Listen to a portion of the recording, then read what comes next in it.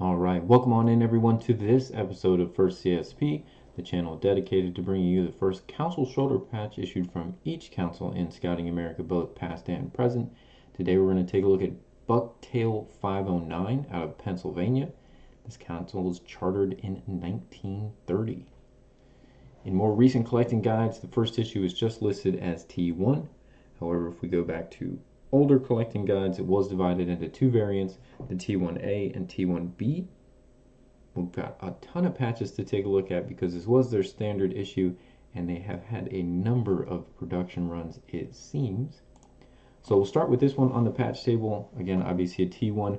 We would believe that this is a T1A if you're looking at the older collecting guides, with its red border, light blue sky, gold fleur-de-lis, red letters, and the distinction between an A and a B is dull light green grass versus bright light green grass. So that is a difficult distinction to discern. We have a number of these we think are A's. We do know that they're different production runs because we're going to notice a difference in the background twill grain as well as what the backing looks like. So we'll start with this one. This is a gauze cloth back, T1A.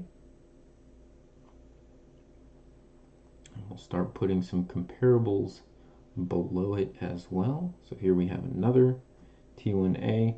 Again, this one obviously has distinct twill grain. This one seems to be more of a smooth twill. There's not really a direction to the twill there. This one kind of has that jelly style plastic back. All of these that we're starting off with, I believe, are the more dull green, light green grass. We'll show the contrast. We have one that we believe is a T1B with the bright green grass.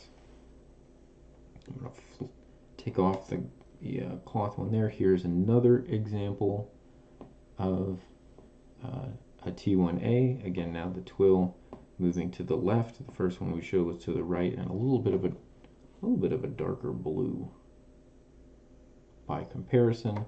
Also, if we look at the backing, we know that this is a different production run because obviously that is a different plastic back. Here we have more of a white opaque plastic back. The first one was a little more clear.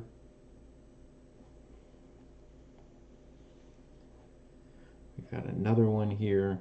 Again, still believing that all of these are the dull green grass.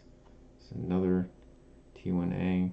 Again, kind of a different plastic backing again. And then we get to the one that we believe is potentially a T1B. You can notice a much skinnier fleur-de-lis on this one. This is a plastic back, but the grass does appear to be noticeably brighter than these older dull ones. There's another example. This is our cloth example. So dull green, dull green, dull green. We believe this is the bright one. So they definitely seem to have a ton of production runs of the T1. We almost get kind of a more modern arc on this T1B. But I do believe the rest of these that we've shown you would have been T1As or considered T1As. It may be that the super skinny fleur-de-lis is also an easy way to just kind of much thinner on the trees as well to discern the T1B. But if you guys know more about the Bucktail first issue T1s, by all means drop it in the comments below.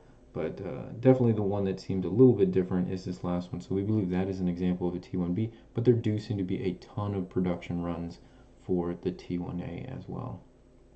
Well, there you have it. First issues for Bucktail 509 out of Pennsylvania. Hope you guys have enjoyed this episode of First CSP. We'll be back again tomorrow with another brand new episode like we do every single day. We hope to see you there for that. Until then, I hope you guys have a great rest of your day.